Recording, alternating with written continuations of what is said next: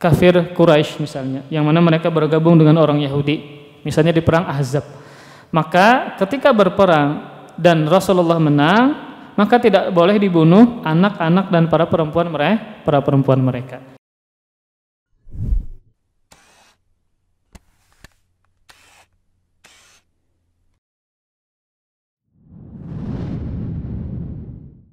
Assalamualaikum warahmatullahi wabarakatuh. Innal hamdalillah nahmaduhu wa nasta'inuhu wa nastaghfiruh wa na'udzu billahi min shururi anfusina wa min sayyiati a'malina may yahdihillahu fala mudilla lahu wa may yudlil fala hadiya lahu wa asyhadu an la ilaha illallah wahdahu la syarika lahu wa asyhadu anna Muhammadan abduhu wa rasuluhu la nabiyya ba'dahu. Qala Allah Ta'ala fil Qur'anil Karim, ya ayyuhalladzina amanu taqullaha haqqa tuqatih ولا تموتن إلا وأنتم مسلمون يا أيها الناس اتقوا ربكم الذي خلقكم من نفس واحدة وخلق منها زوجها وبث منهما رجالا كثيرا ونساء واتقوا الله الذي تساءلون به والأرحام إن الله كان عليكم رقيبا يا أيها الذين آمنوا اتقوا الله وقولوا قولا سديدا يصلح لكم أعمالكم ويغفر لكم ذنوبكم ومن يطع الله ورسوله فقد فاز فوزا عظيما أما بعد فإن أصدق الحديث كتاب الله وخير الهدي هدي محمد صلى الله عليه وآله وسلم وشر الأمور محدثاتها فإن كل محدثة بدعة وكل بدعة ضلالة وكل ضلالة في النار. Alhamdulillah, kita bersyukur kepada Allah Subhanahu wa taala. Pada subuh yang dingin ini Allah masih memudahkan kita berkumpul bersama dalam rangka untuk beribadah kepada Allah Subhanahu wa taala, dalam rangka untuk menunaikan tugas kita satu-satunya yang diperintahkan Allah Subhanahu wa taala, yaitu beribadah kepada Allah Subhanahu wa taala. Semoga amal ibadah yang telah kita kerjakan dan yang sedang kita kerjakan senantiasa dibalas dengan sebaik-baik balasan dan diganjar dengan sebaik-baik ganjaran. Kemudian salawat serta salam semoga selalu tercurahkan dan tersampaikan kepada Nabi kita Muhammad sallallahu alaihi wasallam dan kepada keluarga beliau dan para sahabat dan orang-orang yang senantiasa meniti sunnah beliau sampai hari kiamat kelak. Amin ya rabbal alamin. Kita melanjutkan kitab Arba'in Nawawi, hadis yang ke-17 tentang kewajiban berbuat baik. An Abi Ya'la Shaddad ibni Ausin radhiyallahu ta'ala anhu an Rasulillahi sallallahu alaihi wa alihi wasallam qala inna Allaha katabal ihsan ala kulli syai'in fa idza qataltum fa ahsinul qitlah wa idza dzabhtum fa ahsinudz dzibhah wal yuhidda ahadukum syafratah wal yurih dzabihatahu rawahu Muslim. Dari Abu Ya'la Shaddad bin Aus radhiyallahu anhu dari Rasulullah sallallahu alaihi wasallam bahwasanya beliau bersabda, sesungguhnya Allah Subhanahu wa taala kataba, yaitu mewajibkan berbuat baik dalam segala hal, Kemudian Rasulullah SAW menyebutkan salah satu contoh dari berbuat baik adalah, maka apabila kalian membunuh, maka bunuhlah dengan cara yang baik. Seperti contohnya berperang di jalan Allah Subhanahu wa taala, maka seseorang yang berperang tidak boleh membunuh anak kecil, perempuan, tidak boleh memutilasi musuh misalnya, ya. Maka ini termasuk berbuat baiknya seorang muslim ketika dia berperang sekalipun. Kemudian contoh yang kedua, wa idza dzabhtum fa ahsinudz dzibhah. Dan apabila kalian menyembelih, maka sembelihlah dengan cara yang baik. Dan hendaklah salah seorang di antara kalian menajamkan pisaunya dan tenangkanlah sembelihannya. Maka hadis ini menyebutkan bahwasanya Allah Subhanahu wa taala mewajibkan kepada kita agar berbuat baik terhadap segala sesuatu.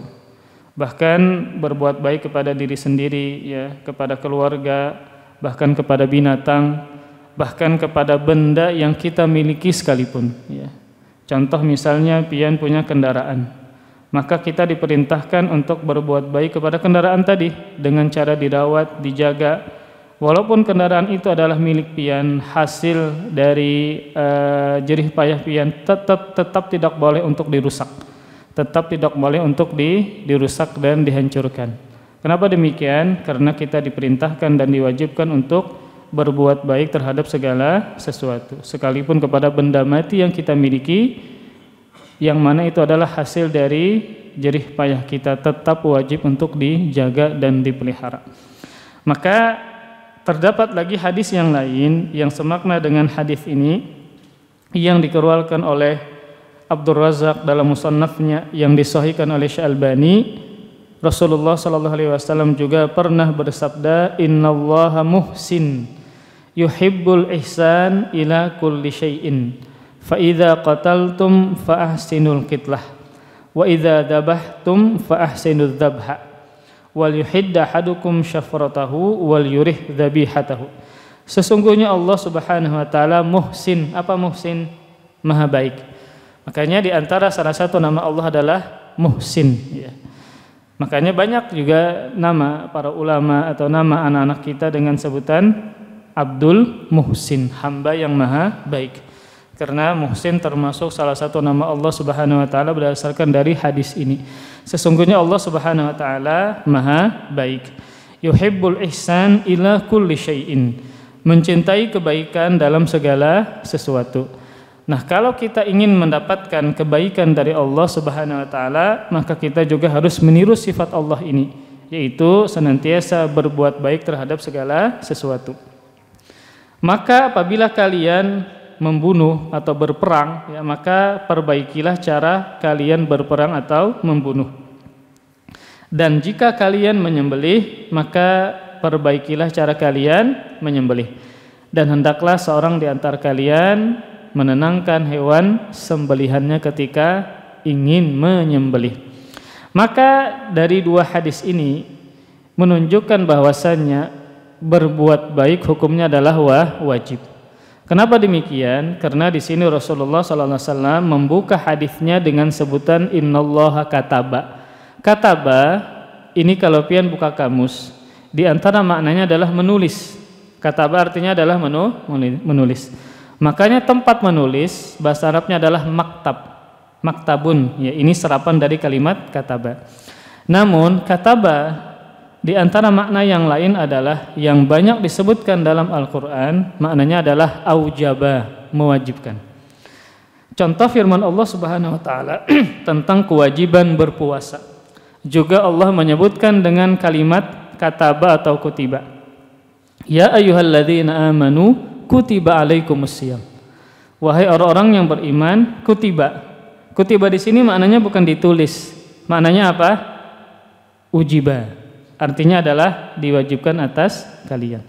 Maka ini menunjukkan bahwasanya hukum dari berbuat baik terhadap segala sesuatu adalah wajib. Makanya kalau kita berbuat buruk, ya, walaupun kepada benda yang kita miliki, ya, walaupun itu adalah hasil dari kerja keras kita, tetap tidak boleh untuk disia-siakan, tetap tidak boleh untuk dibuang-buang atau dirusak, ya. Seperti pian punya HP, punya tokonya pulang, lalu pian lempar satu ke sungai, itu lalu jar pian ini duitku juga jar pian, maka ini tidak boleh, tetap tidak boleh, hukumnya adalah haram, karena kewajiban kita berbuat baik terhadap segala sesuatu. Ini kepada benda mati tidak boleh kita rusak, ya, tidak boleh kita tidak jaga, tetap wajib untuk dijaga. Apalagi kepada makhluk hidup, kepada orang muslim, ya, kepada sesama tetangga, ya, apalagi kepada keluarga. Kepada binatang juga demikian. Ketika menyembelih maka termasuk banyak adab-adabnya ketika dijelaskan berkaitan dengan masalah tata cara menyembelih. Maka ini menunjukkan bahwasanya hukum dari berbuat baik adalah wajib. Kemudian bentuk dari perbuatan baik sangat banyak, ya. Perbuatan baik sangat banyak.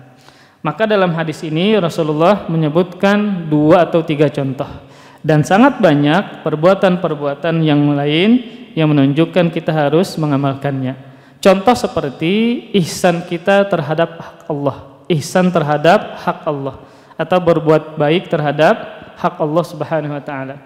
Maka berbuat baik terhadap hak Allah Subhanahu wa taala maksudnya adalah anta'budallah ka'annaka tarah, fa illam takun tarahu fa innahu yaraka. Maka maksud dari ihsan kita terhadap hak Allah atau berbuat baik kita terhadap hak Allah Subhanahu wa taala, maka maksudnya adalah engkau beribadah kepada Allah seakan-akan engkau melihat Allah Subhanahu wa taala. Sehingga kualitas dari ibadah yang kita kerjakan sangat bernilai dan sangat berkualitas. Kenapa demikian? Karena ibadah yang pian kerjakan sebagaimana mestinya dengan ihsan. Apa ihsan? Ketika beribadah kepada Allah seakan-akan melihat Allah Subhanahu wa taala.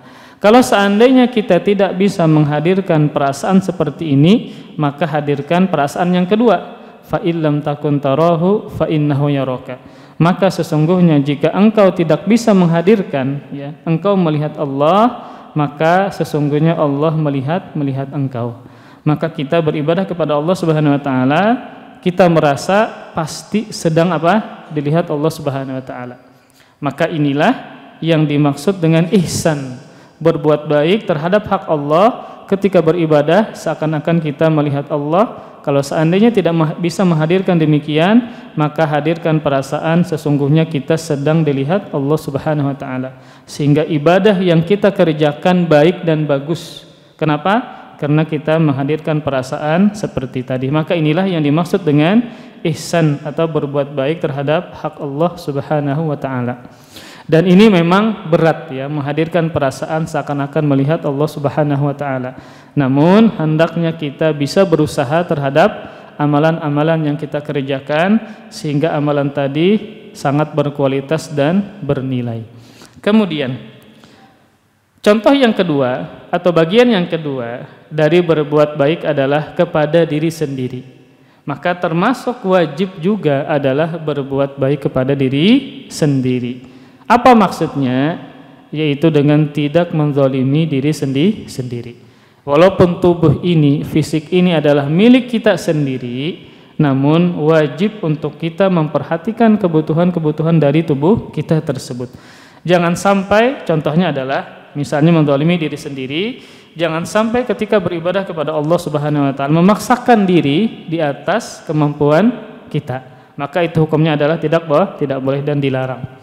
Dan ini pernah terjadi di zaman Nabi SAW, yaitu istri beliau, ya, yang bernama Zainab binti Jahsh. Jadi Zainab ini adalah salah satu istri Nabi SAW yang beliau adalah orang yang dermawan, perempuan yang terpandang lagi ahli ibadah. Jadi adalah ahli ibadah istri Nabi SAW. Nah, ketika beliau, ya, beribadah kepada Allah Subhanahu wa taala, ya, di masjid, saking beliau ingin sholat, ya, dengan kondisi berdiri, maka beliau membentangkan tali di antara dua tiang. Jadi beliau ketika lagi futur misalnya, lagi malas misalnya, kemudian beliau apa? Kalau ingin beribadah bergantung supaya tetap bisa beribadah kepada Allah Subhanahu wa taala. Nah, ketika Nabi SAW melihat ada tali yang menggantung di antara dua tiang, maka Nabi bertanya dulu, tidak langsung memvonis, ya, tali apa ini? Maka sahabat menjawab, ya, tali yang dibentangkan oleh Zainab dan digunakan untuk sholat. Nah, jadi kalau seandainya Zainab malas atau letih atau capek, maka sidin ini berpegangan dengan tali tersebut. Nah, ini saking semangatnya beribadah kepada Allah Subhanahu wa taala. Maka apa yang dilakukan oleh Nabi ketika dijelaskan bahwa ini adalah tali yang digantung, yang tujuannya adalah kalau Zainab lagi malas, lagi capek, maka beliau bergantung untuk tetap beribadah kepada Allah Subhanahu wa taala. Maka Nabi menyuruh para sahabat hulluhu, cabut tali tadi. Disuruh apa? Mencabut. Liyusalli ahadukum nasyatahu fa idza kasila aw fatara qa'ada. hendaklah salah seorang dari kalian salat ketika dalam kondisi semangat.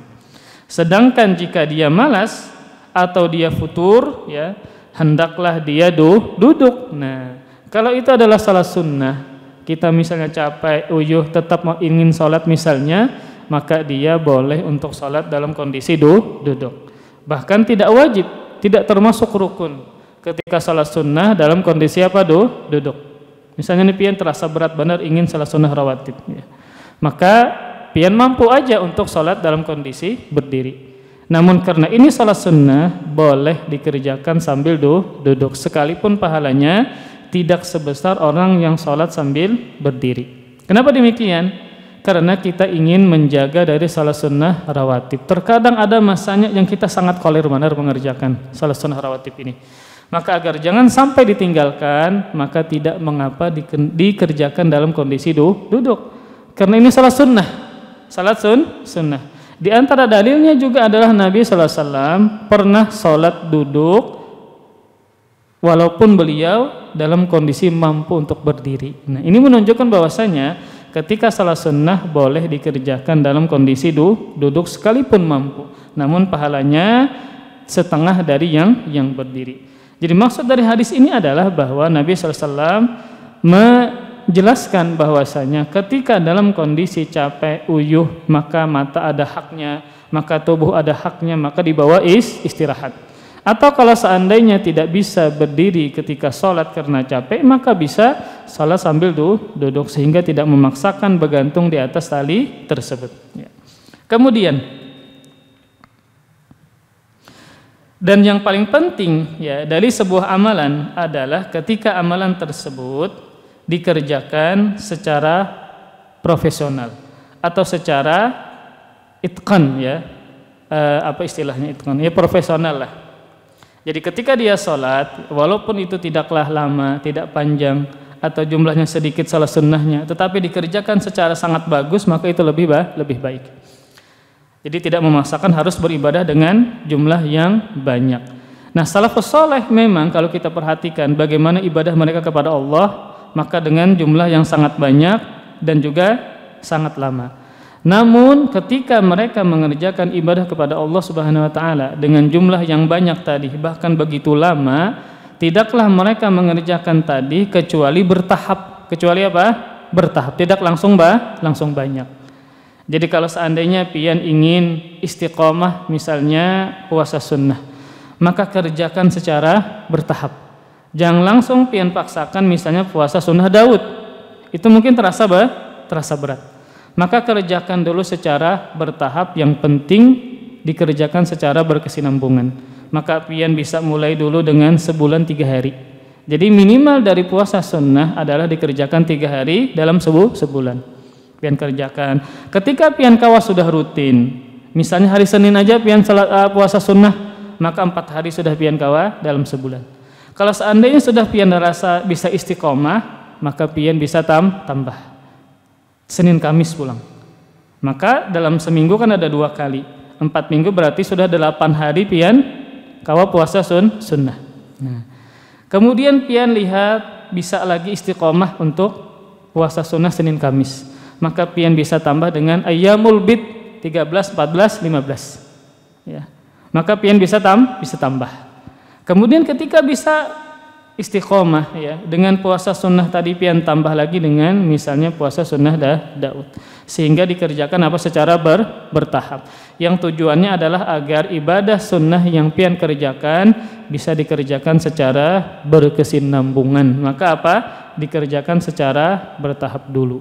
Sama kayak sedekah. Sama seperti sedekah. Misal dalam sehari 5.000 dulu, jangan langsung banyak, ya. Khawatirnya kalau misalnya pian langsung banyak, imbah kelelawasan kada kawa istiqomah.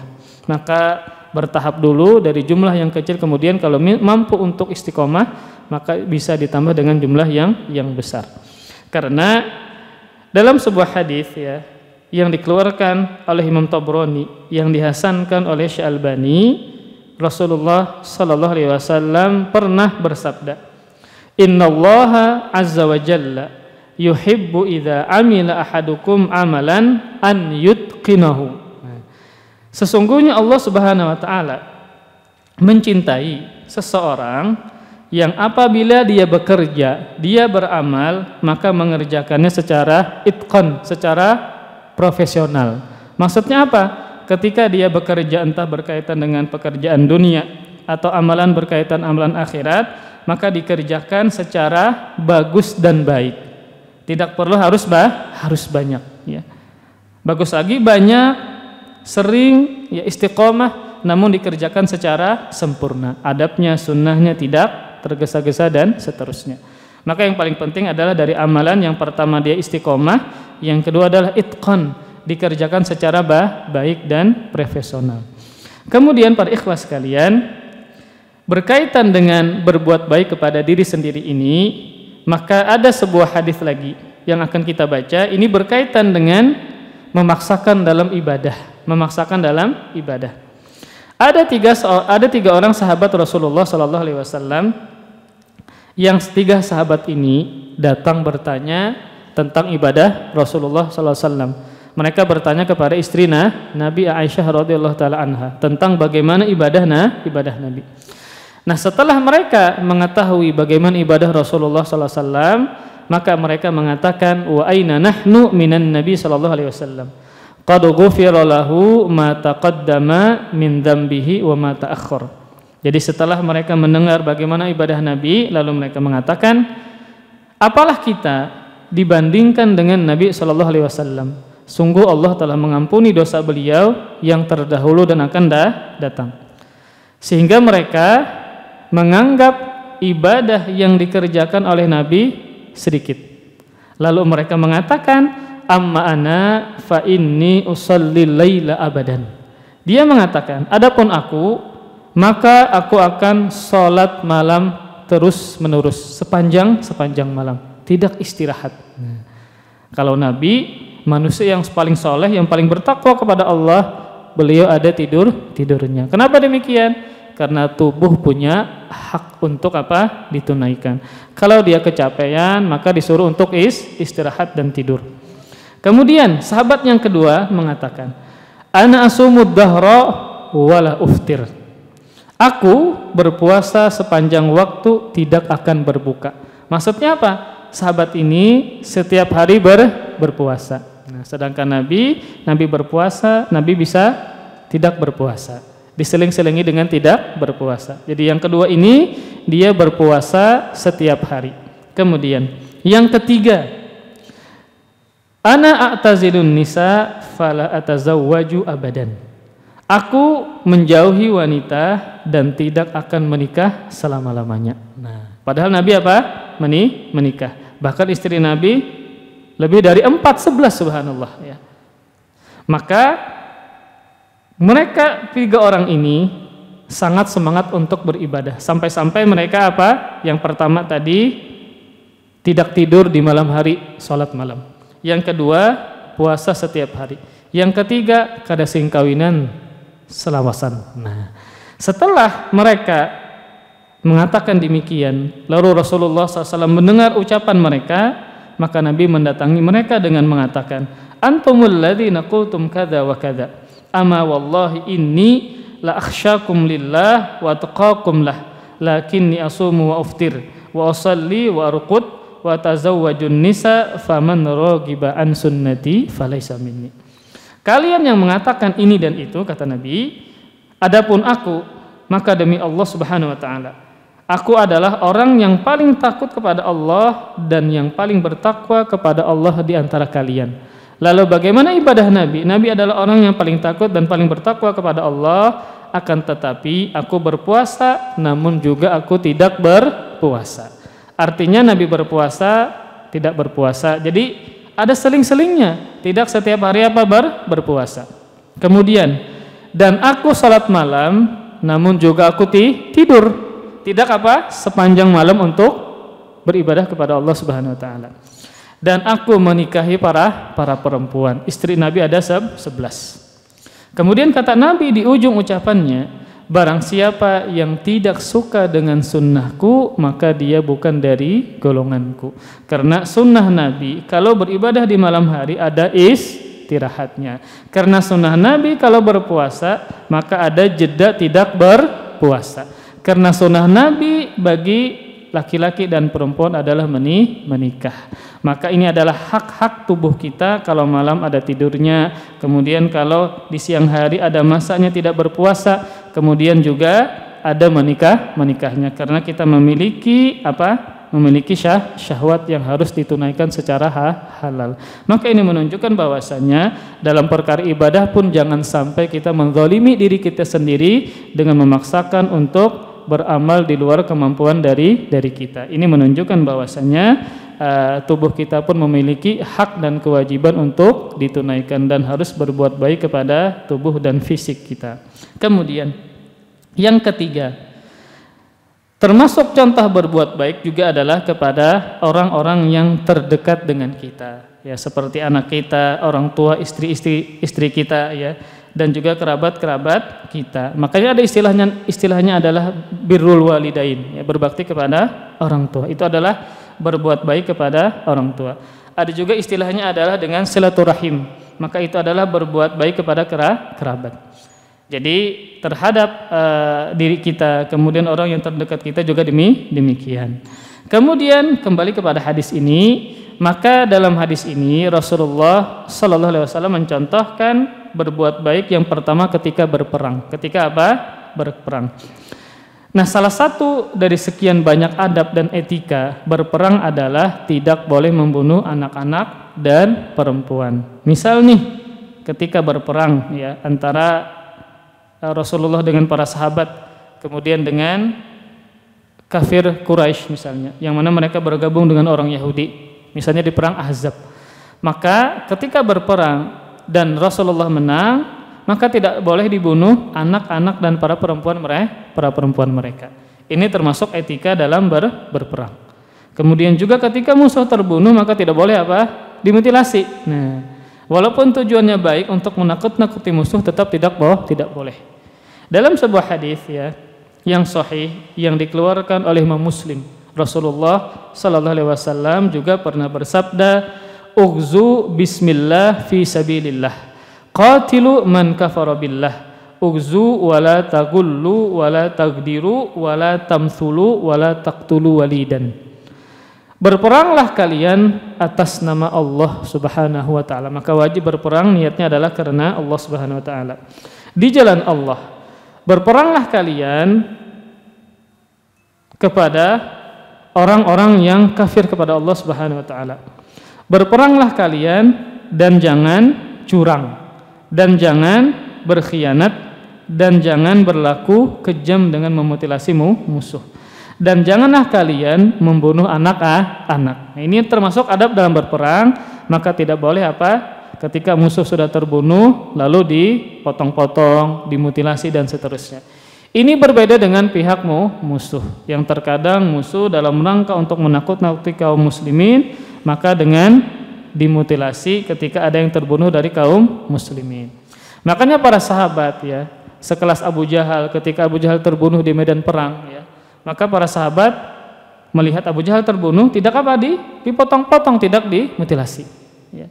Berbeda dengan kaum musyrikin, yang mana ketika misalnya paman Nabi Hamzah meninggal dunia, ya, lalu dibelah dadanya, dirobek, ya, kemudian diambil hatinya, ya. Maka ini adalah termasuk kekejian dalam pembunuhan. Maka kaum muslimin sekalipun mereka berperang membunuh orang-orang kafir, tetap tidak boleh untuk dimutilasi. Kemudian juga tidak boleh membunuh anak-anak, orang yang sudah tua renta, perempuan juga tidak boleh dibunuh. Kemudian contoh yang kedua, kenapa mati?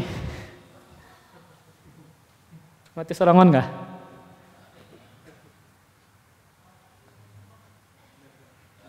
Ayo dah.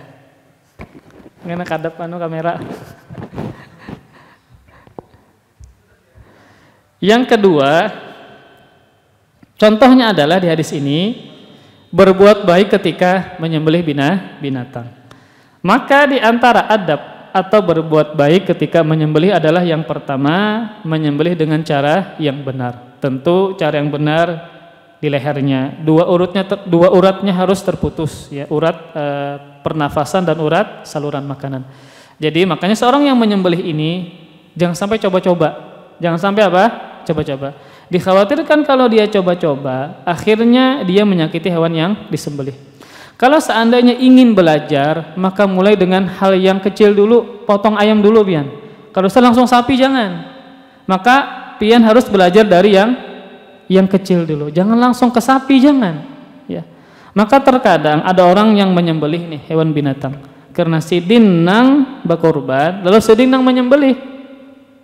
Maka perhatikan, jangan sampai coba-coba, apalagi misalnya lamah buluan, apalagi tangan kada kuat ketika menyembelih, dikhawatirkan misalnya dia menyakiti si binatang, atau ternyata dia menyembelih dengan cara yang tidak pas. Maka kalau pian misalnya tangan kada kuat, baru pertama kali kada usah pian menyembelih kambing atau sapi, maka pian bisa serahkan kepada ahlinya. Kepada siapa? Ahli. Dikhawatirkan ketika menyembelih coba-coba akhirnya menyakiti binatang. Maka kalau hendak belajar silahkan, tapi mulai dulu dengan hal yang paling mudah. Ayam dulu kah, itik dulu kah, baru nanti sudah bagus sembelihannya baru ke kambing. Kalau kambing sudah bagus, tangan pian sudah kuat, caranya sudah benar, maka baru ke sapi. Jangan memaksakan walaupun pian pemilik sapi tadi ya. Maka jangan dipaksakan. Nah, kemudian cara yang kedua ya, berbuat baik ketika menyembelih adalah menajamkan alat yang digunakan untuk menyembelih ya. Ketika ma'asah pun jangan sampai di hadapan binatang. Binatang itu punya perasaan. Binatang punya perasaan. Makanya ada yang memberontak, ada yang ngamuk, ada yang menangis karena dia melihat temannya disembelih, atau dia melihat tukang jagalnya ma'asah lading di hadapan matanya. Nah, maka ini termasuk adab juga adalah ketika dia menajamkan pisaunya, maka ditajamkan, kemudian jangan diperlihatkan di hadapan hewan tadi.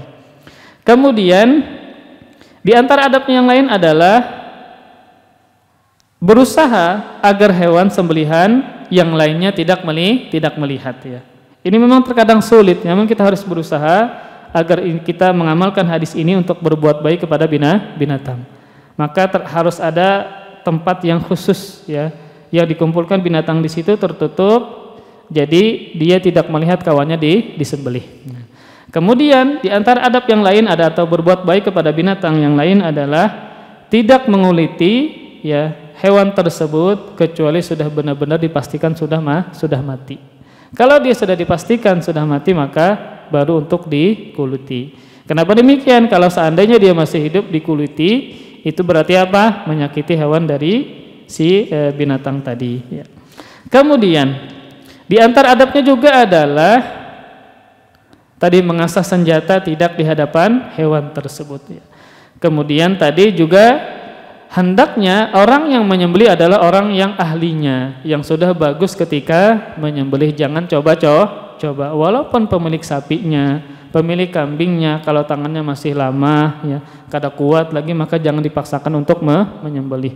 Maka serahkan kepada ahlinya. Dikhawatirkan ketika dia coba-coba atau baru belajar tapi langsung sapi, nah dikhawatirkan tidak bagus menyembelihnya, bisa menyiksa binatang tersebut.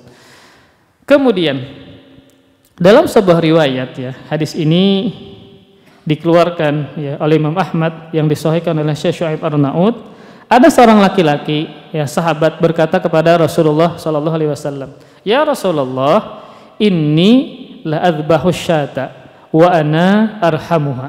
Atau qala inni la arhamu syata an adbahaha. Wahai Rasulullah sallallahu alaihi wasallam, sesungguhnya aku menyembelih seekor kambing, namun aku merasa kasihan. Nah, mendengar tersebut maka Nabi sallallahu alaihi wasallam menjawab, wasyatu in rahimtaha rahimakallah, wasyatu in rahimtaha rahimakallah. Jadi kadang kita kasihan melihat hewan disembelih, namun tetap kita sembelih karena memang fungsinya adalah untuk disembelih, untuk dimakan. Kemudian kata Rasulullah sallallahu alaihi wasallam mendengar ada sahabatnya kalau menyembelih kambing merasa kasihan. Kemudian kata Nabi, jika engkau menyayangi kambing, maka Allah akan menyayangimu. Nabi mengucapkan dua kali. Nah, sebagai bentuk kasih sayang kita kepada binatang tadi, kalau ingin menyembelih maka harus diperhatikan adab-adabnya. Yang pertama tadi, menyembelih dengan cara yang baik. tidak dengan cara yang kasar ya, termasuk juga merobohkan binatang kalau bisa dengan cara yang baik. Karena kalau seandainya berpaksaan, musia batisnya patah, berarti menyakiti binatang ya. Maka ini mengharuskan kita belajar bagaimana harus merobohkan binatang.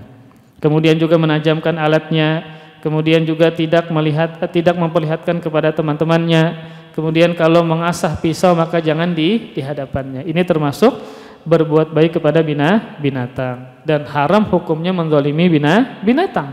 Kita sudah sering mendengar hadisnya, hadis yang sahih yang dikeluarkan oleh Imam Bukhari dan Imam Muslim. Ada seorang wanita yang masuk neraka gara-gara mengurung kucing. Kucing dikurungnya, kucingnya kelaparan sampai mati. Berarti apa? Menzalimi kucing. Maka akhirnya karena dia menzalimi binatang, kucing tadi dia kurung sampai mati tadi, akhirnya Allah mengazab dia dan masukkan ke dalam neraka. Ini menunjukkan bahwasanya zalim kepada binatang hukumnya haram. Entah itu binatang liar kayak kucing misalnya, ada lewat di hadapan pian tendang, ini kada boleh. Atau misalnya anak kita nukar keong lalu dimain-mainkannya, itu kada boleh Pak. Kenapa kada boleh? Itu menyiksa si binatang tadi. Nah, kadang dijual atau ayam ini masih kanakan, masih hanya lahir sudah dicat, kira-kira ini nya ketujuh lah ayam tadi dicat Pak, kada boleh Pak. Nah, kasihan ini masih halus pian cat, awaknya ada warna hijau, warna pink, warna oranye, ayam apa ini? Ini kada boleh ini. Kemudian pian nukar, kesan anak pian dimain-mainakannya, ayam tadi. Ini bisa menzalimi binatang. Tidak boleh seperti itu ya. Maka sama kayak terkadang kita pergi ke tempat rekreasi, kan macam-macam tuh permainannya. Ada Pak permainan itu iwak lele diandaknya di kolam halus. Jadi kanakan permainan, kan biasanya mengunjunnya itu mengunjun atau menangkap iwaknya itu iwaknya mainan berputarnya di tengah banyu di kolam. Tapi ini iwaknya bujuran, iwak bujuran. Lalu dimainkan kanakan. Nah, jadi kanakan pakai serokan diambil, kemudian diandak ke ember. Nah, itu harus kira-kira binatangnya nyaman kada? Ya kada nyaman ya. Binatangnya mabuk, dimainkan macam-macam, menzalimi binatang. Jadi kalau kita memilih permainan anak pun jangan sampai kalau ada binatang dibikin mainan, bisa menyiksa binatang tersebut. Maka kita orang tua itu bertanggung jawab. Terkadang kita tidak paham, tidak tahu tentang perkara ini, ternyata memainkan binatang hukumnya haram, bisa menzalimi binatang tersebut. Atau misalnya menjadikan binatang sebagai target untuk ditembak tanpa untuk disembelih. Nah, terkadang hendak mengasah kemampuan ini masih bagus kada mata. Ada binatang pian tembak, pian kada ambil binatangnya. Ini tidak boleh. Ya. Memang boleh nggak berburu binatang dengan tembakan? Boleh. Ya. Ketika pian melepaskan baca bismillah, boleh digunakan dan dimakan. Tetapi tadi tidak boleh pian biarkan begitu saja dalam rangka hanya sebatas target tembakan pian tanpa untuk dikonsumsi, itu tidak boleh. Maka hukumnya adalah haram. Hadis yang sahih ya, yang dikeluarkan oleh Imam Bukhari dan Imam Muslim, Rasulullah sallallahu alaihi wasallam pernah bersabda, "Dakhalatim ra'atun an-nara fi hirratin rabatatha, fala hiya at'amatha wala hiya arsalatha ta'kulu min khashashil ardi hatta matat hazlan." Nah, perhatikan, Rasulullah sallallahu alaihi wasallam pernah bersabda, seorang wanita masuk neraka karena seekor kucing yang dia memeliharanya namun tidak dikasih makan. Jadi ini binatang peliharaan kucing, kemudian tidak dikasih makan. Seharusnya kalau kita tidak mengasih makan jangan dikurung, tapi apa? Dilepaskan di luar biar dia bisa mencari makanannya sendiri. Ini tidak dikasih makan kemudian apa? Dikurung. Dan dia tidak melepaskannya sampai sehingga dia tidak bisa makan. Maka kucing tersebut makan, kalau dilepaskan dia maka akan makan dari yang keluar di atas muka bumi seperti tikus kah atau ada binatang yang lain kah, maka dia makan. Namun ketika dikurung, tidak dilepaskan, mencari makan di luar sampai mati karena kurus. Walaupun itu adalah hewan peliharaan pian nukar sendiri, tetap tidak boleh untuk tidak dikasih makan. Jadi binatang saja yang kita pelihara, yang kita jaga, tetap ada haknya untuk diperhatikan, entah makanannya, tempat tinggalnya, apalagi manusia, ada bini pian, anak pian, jangan sampai kada dinafkahi. Maka ini menunjukkan bahwasanya hadis tadi, ya, contoh-contoh tadi menunjukkan kewajiban kita berbuat baik terhadap segala sesuatu, entah kepada tubuh kita, kepada barang yang kita miliki, kepada binatang peliharaan kita, apalagi kepada manusia, apalagi kepada orang-orang soleh. Bedanya adalah kalau kita misalnya menzalimi binatang sampai mati binatang tadi, maka binatang tidak mengambil pahala pian di hari kiamat. Nah, tapi urusannya adalah kalau pian menggibah kaum muslimin, menggibah keluarga pian, menggibah tetangga pian, seraba pian gibah dari A sampai Z pian gibah. Karena biasanya obrolan yang paling rame untuk dibicarakan adalah memandirakan orang. Nah, akhirnya menggibah. Maka pian bayangkan kalau seandainya yang digibah ini tidak redha, tidak rela, tidak memaafkan pian sampai inya mati, sampai pian juga mati, akhirnya berurusan pada hari kiamat. Makanya sangat rugi orang yang sering beribadah kepada Allah Subhanahu wa taala, siang malam misalnya dia baca Quran, siang malam misalnya dia ke majelis ilmu agama, salat berjamaah, berzikir kepada Allah Subhanahu, sangat luar biasa ibadahnya, tapi banyak menyakiti hati orang-orang. Banyak menggibah, banyak menzalimi, akhirnya bisa jadi orang tersebut kada redho pian gibah, bisa jadi orang tersebut kada redho pian sambati. Ya, di hari kiamat akan berurusan. Kalau sudah pada hari kiamat, maka itu konteksnya adalah orang masing-masing tamak dengan pahala. Masing-masing apa? Tamak dengan pahala. Di hari kiamat kada ada lagi harta yang pian miliki. Maka semua harta yang pian ada di dunia, yang pian kumpulkan, pian tinggalkan ketika dibangkitkan dari alam kubur. Semuanya dalam kondisi telanjang, tidak memiliki harta sedikit pun, tanpa alas kaki, tanpa busana, tanpa dikhitan. Semuanya apa? Menghadap Allah Subhanahu wa taala. Nah, pada hari tersebut ternyata banyak orang yang tamak terhadap pahala-pahala kita. Ketika apa?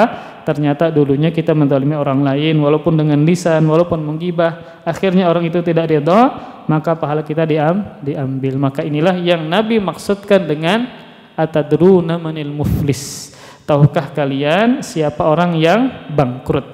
Ketika para sahabat mendengar kata-kata bangkrut, maka para sahabat spontan mengatakan bangkrut adalah orang yang tidak punya dinar dan dirham. Bangkrut apa? Dalam urusan dunia. Namun maksud Nabi adalah orang bangkrut ini yang datang pada hari kiamat banyak membawa pahala puasa, pahala sholat, namun dia yang pertama kata Nabi syatamahadza. Orang ini apa syatam? Apa syatam maknanya? Apa syatam? Dia menyumpahi orang tersebut. Maksudnya adalah dia menzalimi dengan lisannya. Setelah itu baru darabahadza, memukul orang ini. Kemudian yang setelahnya adalah wa akala malahadza, dia memakan harta orang ini. Kemudian wasafka damahadza, dan dia menumpahkan darah orang ini. Jadi setelah Nabi menyebutkan tentang orang yang bangkrut pada hari kiamat, Nabi mencontohkan jenis-jenis kezaliman. Ada kezaliman berupa lisan, entah dengan menggibah tadi, dengan merusak kehormatan orang lain. Kemudian kezaliman dengan mengambil harta orang lain. Yang ketiga dengan menumpahkan darah orang lain. Maka tiga inilah yang berkaitan dengan kezaliman kepada orang lain. Yang pertama berkaitan dengan kehormatan yang dirusak. Yang kedua berkaitan dengan harta yang diambil tanpa dengan hak. Yang ketiga adalah menumpahkan darah orang lain. Maka terkadang kita nggak berani mengambil harta dan menumpahkan darah, tapi kita berani merusak kehormatan orang lain. Itu mudah benar, baik.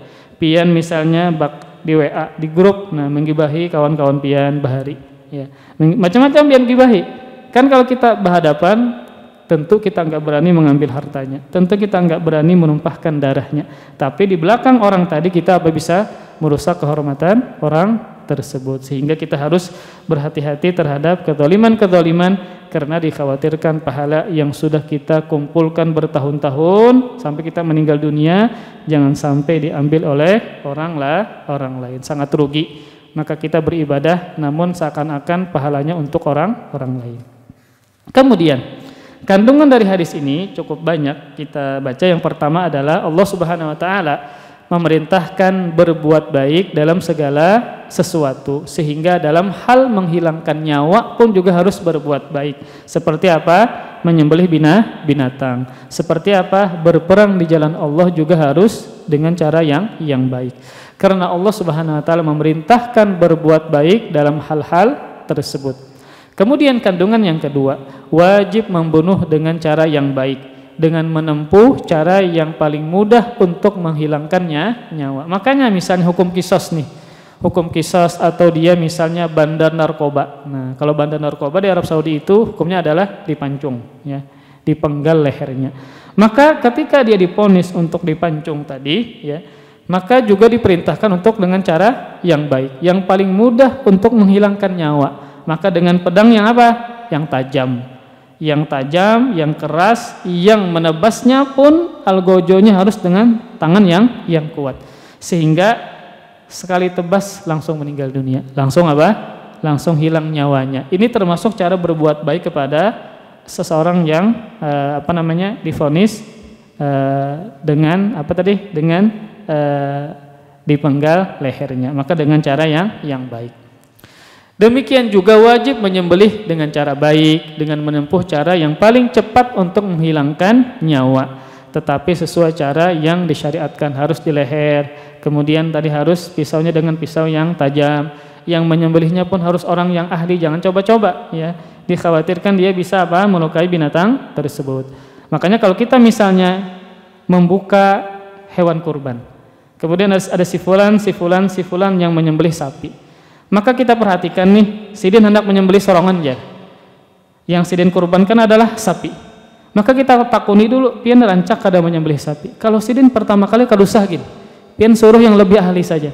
Kenapa demikian? Dikhawatirkan sidin kada bisa melukai bisa melukai binatangnya, bahkan nanti bisa mencederai orang-orang yang ada di sebelahnya. Maka tidak usah untuk disuruh untuk menyembelih langsung hewannya. Maka serahkan kepada yang lebih ahli. Kita pun juga demikian. Walaupun kita misalnya yang langsung berkurban sapi, tapi kita paham fisik kita lemah, tidak terlalu kuat, tangan menggatar pulang, maka kada usah memaksakan untuk menyembelih, serahkan kepada ahlinya. Kemudian yang ketiga, perintah mencari alat untuk menyembelih berdasarkan sabda Nabi, dan hendaklah salah seorang dari kalian menajamkan pisaunya. Ini termasuk etika dan berbuat baik kepada binatang, bahwa yang dipilih adalah pisau yang tajam. Kemudian kandungan yang keempat, perintah agar membuat hewan sembelihan merasa nyaman ketika disembelih. Di antaranya adalah menidurkannya atau merobohkannya dengan cara yang lembut, tidak kasar dalam merobohkannya. Jadi kalau ada caranya yang dengannya ini tidak kasar ketika merobohkan, maka kita tempuh cara ini. Namun beda seandainya kalau sapinya ini misalnya dia badannya keras, nah ini ngalih, tidak ada cara lain kecuali cara seperti itu, maka tidak mengapa. Tetapi kita berusaha dulu ketika merobohkan binatang tadi dengan cara yang lembut, tidak dengan cara yang kasar. Di antaranya juga adalah meletakkan, ini disebutkan oleh pensyarah dari hadis ini, ya. Salah satu caranya agar bisa merobohkan dengan cara yang baik adalah meletakkan kakinya pada leher sembelihan. Ini ketika sudah ketika kayak kambing, ini kan kambing mudah. Jadi ketika kambing itu kakinya diikat, maka didekatkan dengan lehernya. Meletakkan kakinya pada leher sembelihannya dan membiarkan keempat kaki sembelihannya tanpa memegangnya.